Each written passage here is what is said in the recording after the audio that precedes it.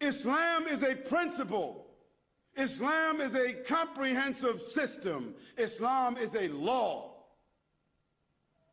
You may call it a religion. I don't like to use that word. It's too restricting. When we say religion, a whole lot of things just come up in the mind from all the movies and books and things that we've read. Religion seems like kind of restriction, like a suit you might wear, like going into some place like it might be to some people virtual reality. You've heard of that, right? So like virtual reality, you can pay for, you can go somewhere and develop and have your own religion. But Islam is not like that. No, it's not like that. Islam is a law. Islam is a system. Islam is a legislation. Islam is a regulation, and therefore it has dimensions by which you can determine and identify it. Now, a Muslim is an individual who makes the profession that they belong to or they are attached to that system. Do you judge a system by the people who say that they are a part of it? No, you don't.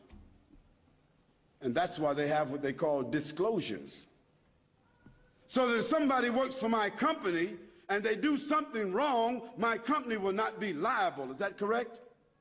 Because I've already made a disclosure that this person does not necessarily represent our company in policy or so forth and so on. I've made a disclosure of that. Well, God has also made a disclosure that the human beings themselves, God is not indicted, and God is not imperfect, and God does not die, and God does not have the limitations, and God doesn't make mistakes, and God is not immoral, and God is not prejudiced. But some Muslims are.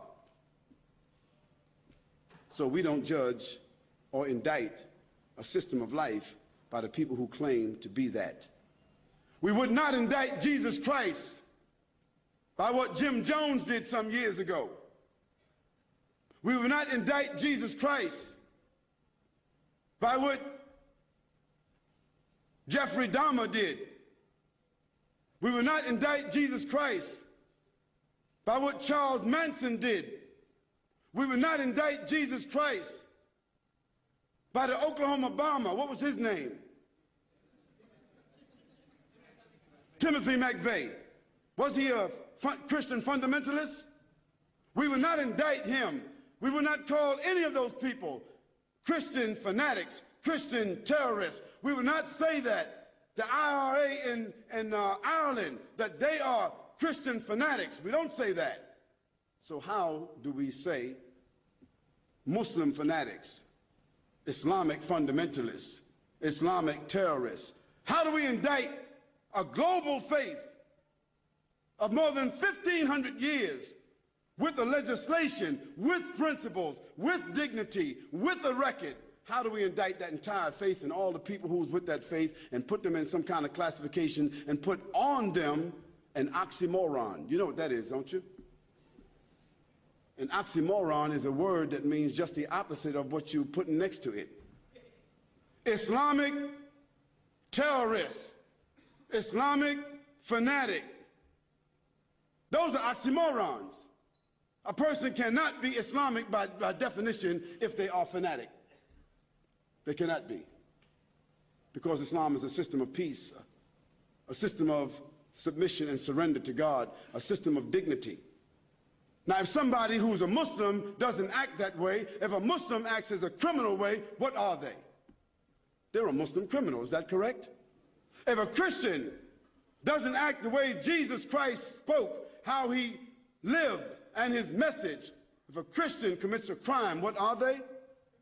A Christian criminal. A Jewish person commits a crime, what are they? A Jewish criminal. A Buddhist, a Hindu, or anyone else that commits a crime, they are what? Criminals. But you don't indict the faith because of the criminal, do you?